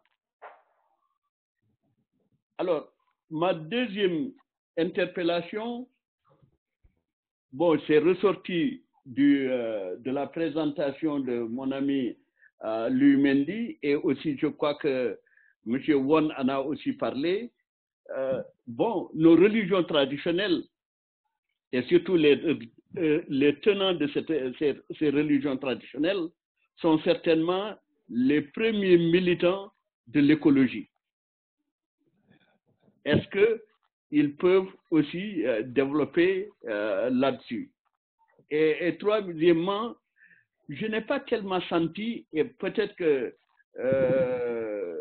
Dr Koné pourra revenir là-dessus, je n'ai pas beaucoup senti, bon, disons, quand on dit chrétien, c'est un ensemble trop vaste. Il y a des années, bon, ça fait peut-être plus de 20 ans, nous avons sillonné un peu Dakar, nous avons travaillé avec beaucoup de groupements religieux, et l'idée, nous, au niveau de l'islam, les chrétiens pensent que l'islam c'est un bloc.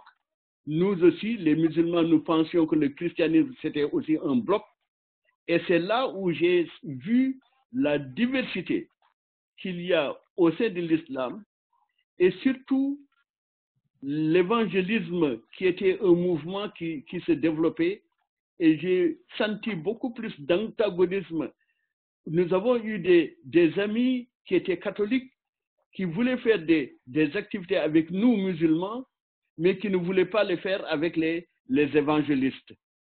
Est-ce que vous pouvez un peu revenir sur cela? Est-ce que c'est ce que vous appelez religion nouvelle? Parce qu'en fait, c'est aussi une myriade, en tout cas, de dénominations. Peut-être que c'est important de revenir un peu là-dessus pour qu'on puisse comprendre et pourquoi d'ailleurs on n'a pas beaucoup parlé de l'évangélisme. Je vous remercie.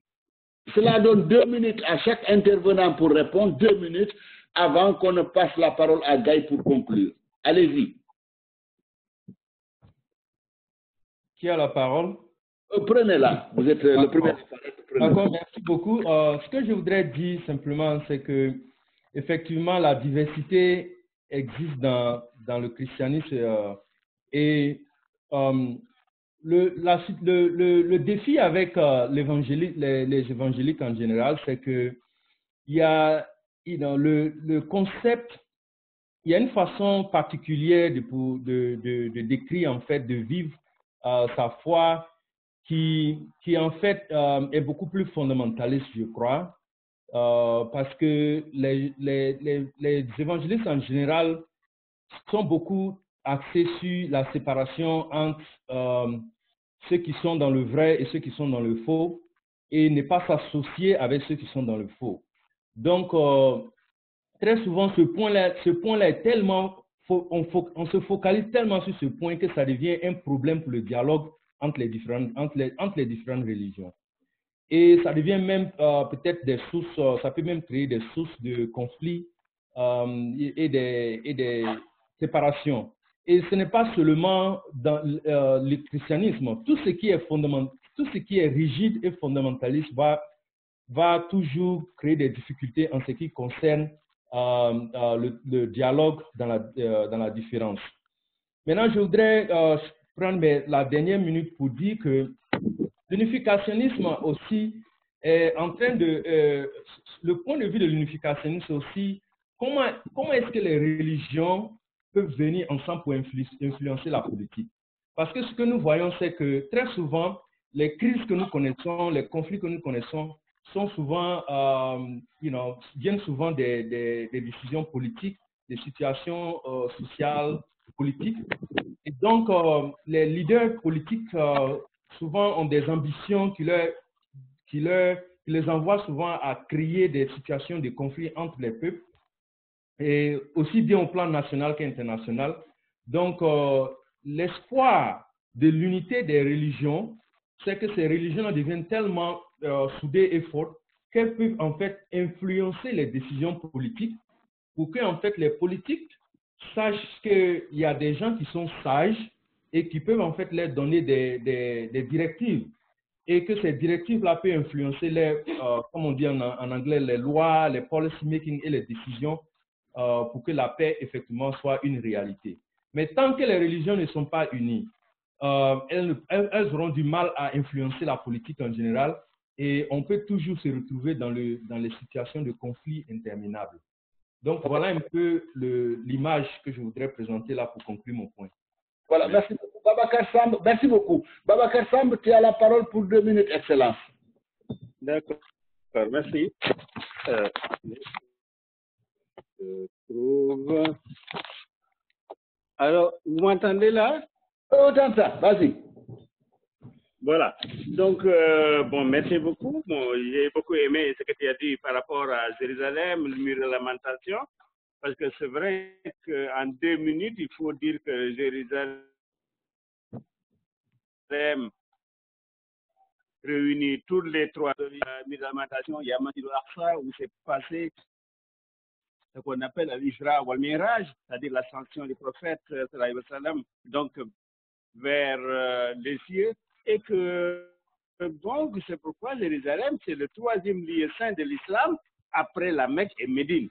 Donc, et que tous les grands prophètes sont passés par là. Donc, je pense qu'effectivement, c'est l'unicité de Dieu se manifeste surtout à Jérusalem. Tout chrétien, tout musulman qui va à Jérusalem, il voit la configuration, comment les gens habitent là-bas. Il voit même les Noirs qui allaient à la Mecque, qui sont restés là-bas. Ils ont des quartiers où il y a des tout couleurs, les parents de Omar là, qui sont restés là, ils ne sont jamais arrivés à la Mecque, et donc ils ont resté à Jérusalem. Donc, deuxième chose, ce que disait Omar par rapport à la diversité, pourquoi Dieu a créé, Dieu s'il avait voulu, il a dit, il aurait créé tous les hommes qui parlaient la même langue, la même race, la même culture. Mais il nous a créés pour la diversité des tribus, des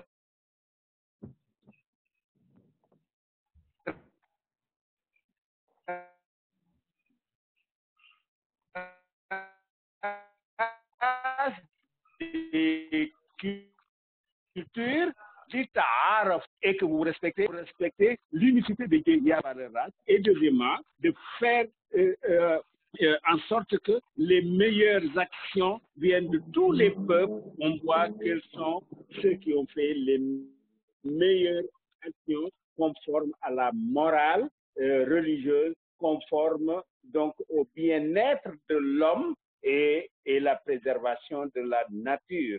Et si vous allez vraiment trop loin, vous verrez qu'il y a problème moral, il y a problème de l'écologie, il y a problème de compréhension, de vivre, le fait de vivre ensemble. Donc c'est un tout que Dieu a dit, et que tous ceux qui interprètent le Coran, les exégètes, sont revenus là-dessus vraiment très largement. J'espère qu'on aura l'occasion de revenir beaucoup sur Jérusalem et ce que ça symbolise pour les 3 religions, et de revenir également sur la compréhension mutuelle de toutes les religions, pas seulement les religions mutuelles, les religions révélées, mais aussi religions soit traditionnelles ou hindoues ou chinoises, taoïstes, etc. Merci, monsieur le modérateur. Babacar, merci beaucoup. Louis, vous avez 2 minutes. Chronomètre. Voilà. Merci beaucoup. C'est bon? Vous m'entendez?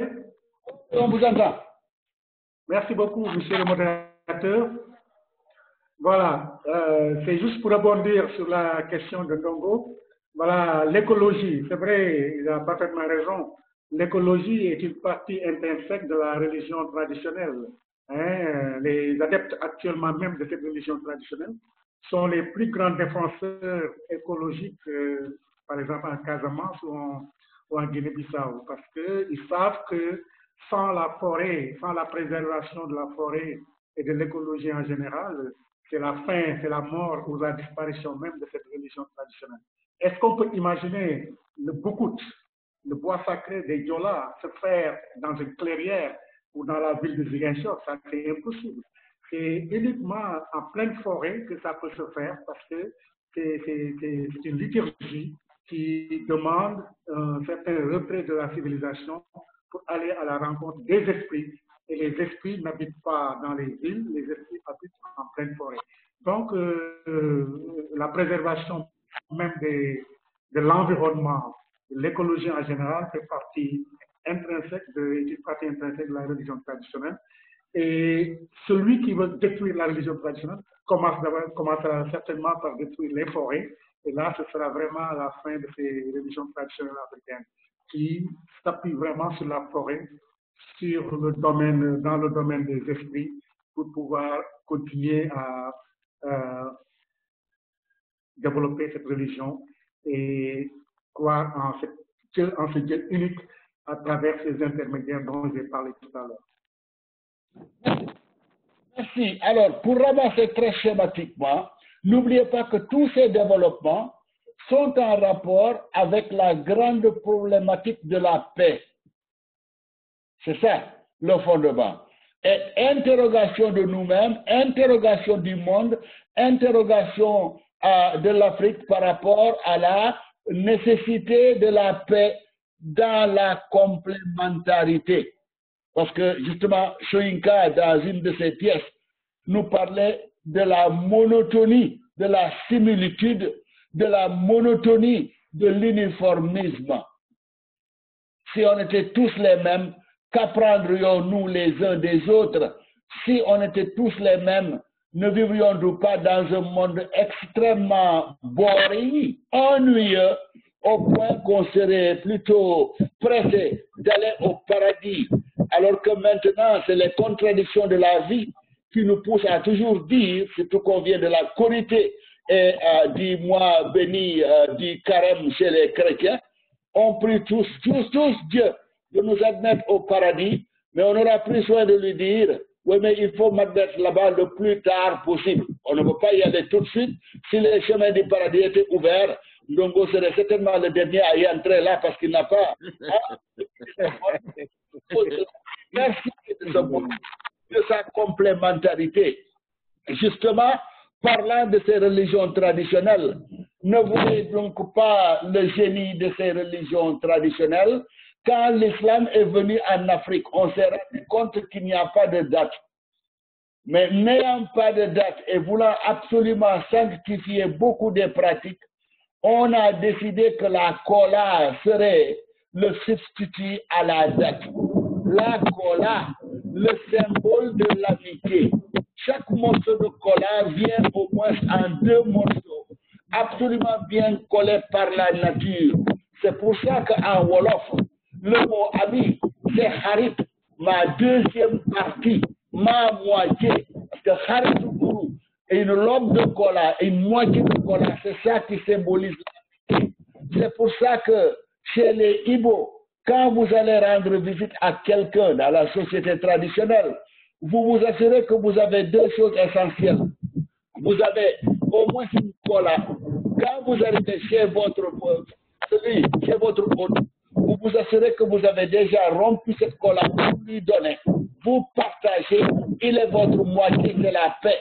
Vous ajoutez aussi 2 tracés avec la craie blanche pour montrer à quel point votre mission est une mission salvatrice de paix. Donc ça c'est extrêmement important à savoir. C'est celui aussi qui a chanté l'animisme sans qu'on ne le lui accorde. Chez Léopold Sédar Senghor, la nature est fondamentale et l'animisme est plus que toute autre religion, puisque l'animisme, c'est la réconciliation des contraires. Je chante ta beauté qui passe, forme que je fixe dans l'éternel, avant que le destin jaloux ne te réduise en cendres pour nourrir les racines de la vie. Comment donc pouvez-vous trouver les racines de la vie dans la cendre qui vient du feu, le feu qui est la mort, le feu qui est l'extinction de l'humanité? Et oui, vous allez dans le monde traditionnel sénégalais, africain, rural, peut-être même animiste, vous voyez bien que la mort et la vie ne sont pas antinomiques, ne sont pas à l'antithèse, les deux se complètent. Le paysan de Ndongo, pour préparer son champ, va devoir cercler et couper toutes les herbes. Mais ces herbes, après une semaine, il va mettre le feu là-dessus. Est-ce que ce n'est pas la mort? Est-ce que ce n'est pas la cendre? Mais cette cendre que vous avez est de l'engrais organique. Si vous y mettez les graines de mil ou les graines d'arachide, ce sera les meilleures plantes dans votre champ. Ce qui apparaît comme étant la mort est en réalité le réceptacle pour abriter la vie. Les contraires n'existent pas dans l'animisme. Les contraires se complètent et se justifient les uns les autres. Il y a donc beaucoup à apprendre de ce monde-là et de ces réalités-là. Et je crois que l'initiative qu'on a prise, il faudrait, Oumar, il faudrait, Gaï, qu'on essaie de continuer ça. Je vais vous expliquer pourquoi. Même en temps normal, une fois que ce maudit Covid nous aura quittés, il n'est pas impossible d'envisager des conférences virtuelles de ce genre-là. Nous sommes 21, 22, 23 à avoir participé. Si on avait un live streaming de cette conférence-là ou de cet atelier, live, il y aurait des milliers de personnes. Il faut y réfléchir.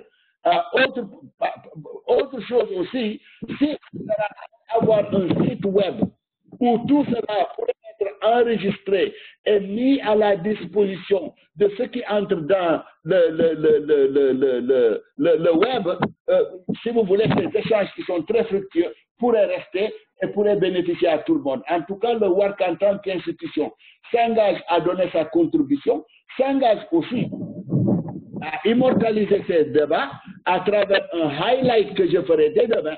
Mais aussi, si on peut avoir le lien de cette conversation-là, on mettra ça et on va diffuser ça aux quatre coins du monde.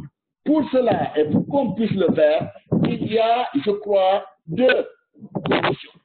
Il faudrait qu'on accepte de réfléchir et de discuter et de voir comment on peut collaborer autour de cette dynamique-là en ayant comme mot maître la paix. La paix et tout ce qui converge vers et se dégage de la paix. Ça, c'est fondamental. Le deuxième point, qu'on accepte que dans ce genre de débat, on n'a pas besoin de vouloir absolument sortir ce qu'on a. Oumar Ndongo, tu te rappelles de ta brillante intervention à l'African Studies Association. Quand tu as disserté sur la situation de la Sierra Leone et du Libéria, c'était brillant. Brillantissime, Oumar. Mais parce que tu as parlé pendant presque une heure, les gens ont été obligés de prendre leur bagage et de partir. Plusieurs fois. Et tu l'acceptes. Donc, on peut dire en 10-15 minutes ce qu'on voudrait dire en 20-25 minutes.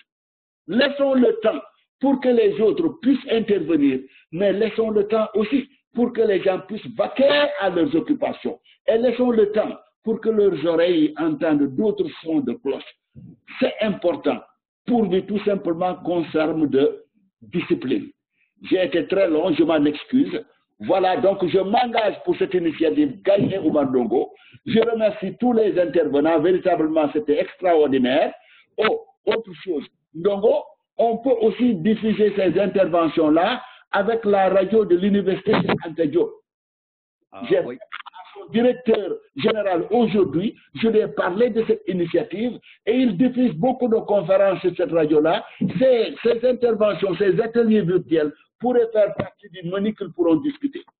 Alors, voilà, à la fin de Covid, j'aurai une rencontre avec Ousmane Sen, mon homonyme, qui est le directeur de la radio, et on mettra sur la table cette collaboration possible. Voilà, très bien. Il y a beaucoup de... Merci beaucoup, merci. Voilà, la parole donc est maintenant à Gaï. Gaï, je ne peux pas te limiter, mais maximum 5 minutes, ça nous permettra de nous libérer là. Merci beaucoup. C'est bon. En fait, votre intervention était une très bonne conclusion. Je n'aurais pas voulu dire plus. Et surtout, la vision de continuer. Et encore, quand vous vous référez à l'Université Cheikh Anta comme un centre de connexion, on se dit que c'est un bon rapport. Donc, je veux juste remercier tout le monde. Donc, professeur Mendy, professeur Sam, professeur Koné et Dr. Wan. Je voulais, et bien sûr, ceux qui ont intervenu après. Je crois que, comme professeur bien venait de le dire tout à l'heure, je pense que vous avez rendu la rencontre très enrichissante et on peut dire qu'on a atteint le but. Je voulais juste me référer à l'expérience de professeur Sané et Mendy, je crois, quand il parlait du mur des lamentations, leur expérience en Israël et puis le Moyen-Orient un peu. Et la tendance était que c'est comme si, quand vous vivez cette expérience, vous voulez amener tout le monde à le vivre. C'est comme si c'est un centre où on oublie soi-même et on tend vers l'autre. L'autre qui est parfois l'inconnu, l'autre qu'on a peur. Alors l'histoire, c'est que moi, quand j'étais très jeune, quand j'étais enfant, j'étais en fait au primaire, mon père m'a interdit une chose dans ma ville au nord du Sénégal, à Rosso. Mon père m'a dit, il y a une chose que je ne veux pas que tu fasses, il ne faut pas rentrer dans l'église catholique, la seule église qui était dans ce village. Il ne faut pas mettre tes pieds dans cette église. Et pourtant, c'est là que le prêtre qui était tellement humain, tellement parental, nous attirait et nous donnait des petits bonbons et nous amenait à la bibliothèque pour lire. On apprenait à lire. Alors, quand vous parlez de cette symbiose-là en Israël, et quelqu'un entend à dire que je crois qu'il faut qu'il y ait un jour, on prenne une semaine pour célébrer l'autre. Alors moi, je veux juste vous inviter que ce soit ici au Sénégal.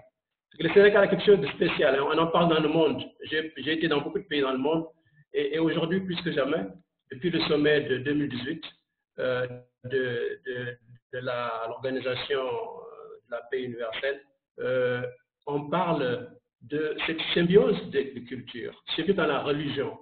Nous avons l'islam, nous avons le christianisme, et nous avons la religion traditionnelle, pas le judaïsme, mais je pense qu'on peut les trouver un peu partout ici. Et il y a ce genre d'intégration qui s'est passé au Sénégal. Il y a un phénomène qui peut nous permettre de faire quelque chose, et je crois que le professeur Ndongo sera d'accord avec moi. La vision derrière le symposium, en fait, c'était d'amener ce brassage. C'était une conversation sur une table, de dire que le Sénégal a quelque chose qu'il peut prêter au monde. Donc, professeur Sané, je crois qu'on peut effectivement utiliser vos instruments au WAC, les instruments qui sont à Cheikh Anta, et ces prestations qu'on a eues aujourd'hui ici, et ceux qui sont absents et qui l'auraient là enrichi, je pense qu'on peut utiliser ça pour commencer, pas après le Covid. Et là, je parle d'accord avec vous, comme je disais, après le Covid, professeur Sané. Je veux que ce soit pendant le Covid.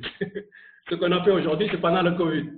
Alors, je vous invite à ce qu'on mette les pas déjà pour le prochain symposium qui pourrait se faire, même en ligne, n'est-ce pas? En attendant que si le Covid nous permet de le faire, de nous retrouver et de pouvoir célébrer autour d'un tchèp, pourquoi pas? Ok, mais d'accord. D'aller plus loin. Moi, je pense qu'il faut faire ce travail maintenant. Ok. Il faut prendre ce qu'on appelle la route de la paix. La route de la paix, c'est cette route-là qui nous permet d'aller à Popenguine, d'aller à Tivaouane, d'aller à Touba, d'aller chez les Nias à Kaolack, et de dire qu'au Sénégal, nous pouvons faire ce qu'on peut faire au mur de, comment on appelle ça, des lamentations, n'est-ce pas? On peut créer un centre ici où le monde voudra venir. Peut-être que ce sera à Gorée. Je vois mon ami qui est l'adjoint, pas l'adjoint du maire, mais le chef de cabinet du maire de Gorée qui est là. Il ne se montre pas, mais il est là. Gorée pourrait être ce centre d'attraction, n'est-ce pas?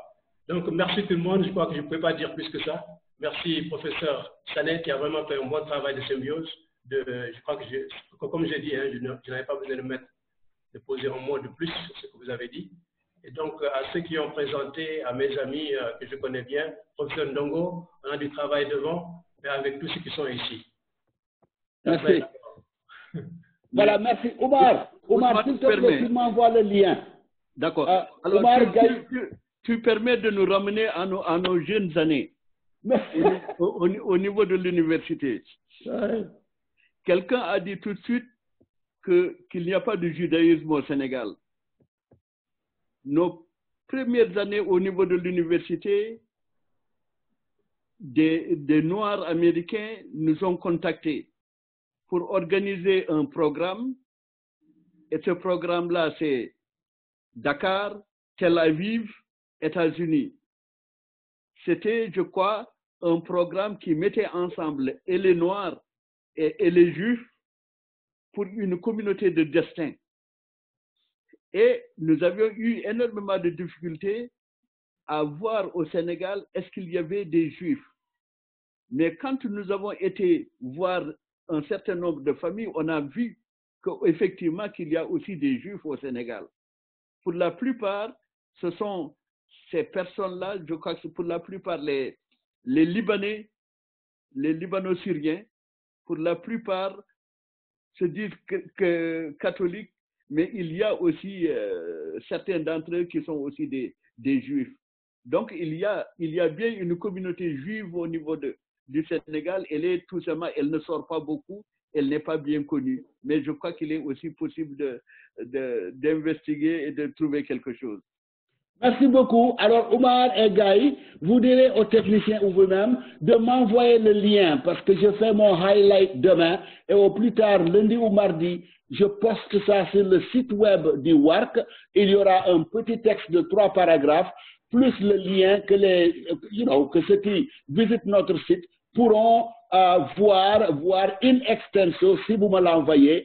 Donc, à tous les participants et aux organisateurs, on se donne un rendez-vous dans les toutes prochaines semaines, Covid ou pas Covid, mais Covid, on aura eu le temps d'utiliser justement la puissance des religions traditionnelles pour le bouter d'or définitivement. Et les Pangols et Roxen m'ont entendu. Allez, bon après-midi, merci beaucoup. Merci bien, merci. Au revoir. Merci, okay. Merci. Merci. Juan, Mendy, Sam, Dr Ndongo, merci beaucoup. Et merci tous les participants. Merci. Ils n'ont pas montré leur face, mais ils sont là avec nous. Voilà, allez, au revoir à la prochaine. Merci. Okay. Est-ce qu'il y a eu les Français? Les Français, il y avait Jacques Marion qui était là au départ et il s'est excusé qu'il devait partir. Mais bon, parmi les cachés, je ne vois pas quelqu'un qui semble être un nom français, je ne pense pas. Bon, je les ai dit qu'en fin de compte que c'était un pré-symposium et qu'ils pouvaient attendre notre symposium pour s'aligner, parce qu'ils étaient très excités de vouloir venir. Voilà, très bien. En grande masse. Non, mais merci beaucoup, je crois que ça va. C'est ça. Merci Mendy, merci Abdoulaye. Thank you. OK. Au revoir tout le monde. Ah, c'est Juan que je vois avec une belle cravate, ou bien? Juan est là, mais pas en cravate quand même. J'ai vu quelqu'un avec une cravate. Ah, non, c'est pas lui. Il ne s'est pas présenté. Merci tout le monde. OK, merci. Putain.